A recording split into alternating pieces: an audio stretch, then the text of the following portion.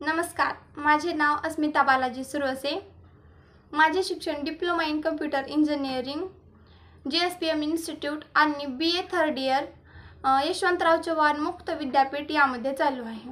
आजचा आपला विषय आहे राष्ट्रीय शैक्षणिक धोरण 2020 यावरील अंमलबजावणी यावरील विद्यार्थ्याचे मनोगत। बदल ही काळाची गरज आहे। बदल होणे खूप महत्त्वाचे असते। सध्या तंत्रज्ञानाचे युग चालू आहे, त्यामुळे बदल होणे खूप गरजेचे आहे। राष्ट्रीय शैक्षणिक धोरण म्हणजे राष्ट्रीय क्षेत्रातील नवीन परिप्रेक्ष्य आणि दिशा। राष्ट्रीय शैक्षणिक धोरणात नवीन बदल करण्यात आला आहे। तब्बल 34 वर्षांनंतर आपल्या देशात नवीन राष्ट्रीय शैक्षणिक धोरण जाहीर करण्यात आले आहे। इस्रोचे माजी प्रमुख के कस्तुरीरंगन यांच्या अध्यक्षतेखालील समितीने या धोरणाचा मसुदा तयार केला आहे व या मसुद्याला आपल्या भारताचे पंतप्रधान श्री नरेंद्र मोदी यांनीही मंजुरी दिली आहे।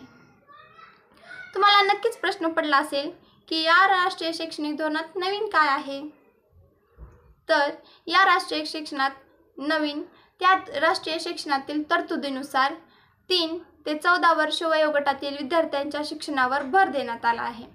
यापूर्वी 6 ते 14 वर्ष विद्यार्थ्याचे वयोगट होते। यामध्ये काही मूलभूत रचना आहे, ते म्हणजे 5+3+3+4 याआधी 10+2 ही मूलभूत रचना होती। यामध्ये 5+3+3+4 यामध्ये विद्यार्थ्यांचे 5 वर्ष मूलभूत शाळा म्हणजे नर्सरीपासून ते 2री पर्यंत काही टप्पे आहेत त्यानुसार होणार आहे। 3 वर्ष म्हणजे प्राथमिक शाळा 2री पासून ते 5वी पर्यंत।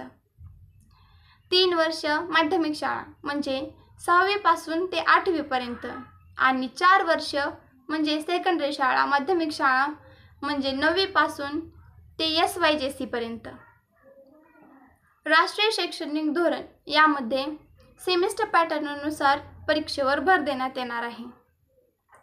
सध्या बोर्डाच्या परीक्षा वर्षातून फक्त एकदाच होतात, परंतु सेमिस्टर पॅटर्ननुसार ह्या परीक्षा वर्षातून 2 वेळेस सेमिस्टर पॅटर्ननुसार घेतल्या जातील। इयत्ता 9वी पासून ते 12वी पर्यंत 8 सेमिस्टर मध्ये विभागण्यात आले आहेत।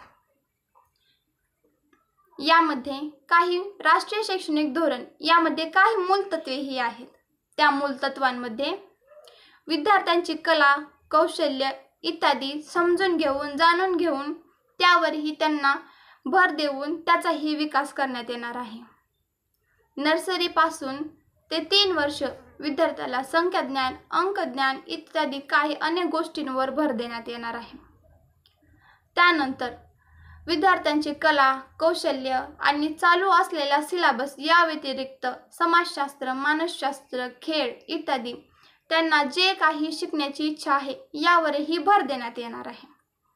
या राष्ट्रीय शैक्षणिक धोरणामध्ये नवीन बदल झाल्यामुळे विद्यार्थ्यांना खूप फायदा होणार आहे, नक्कीच होणार आहे आणि त्यामुळे आपल्या भारताला विकसित होण्यापासून कोणीही रोखू नाही शकणार।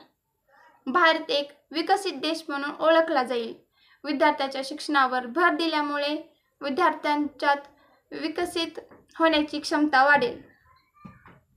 एवढे बोलून मी माझे 2 शब्द संपवते। जय हिंद। थँक्यू।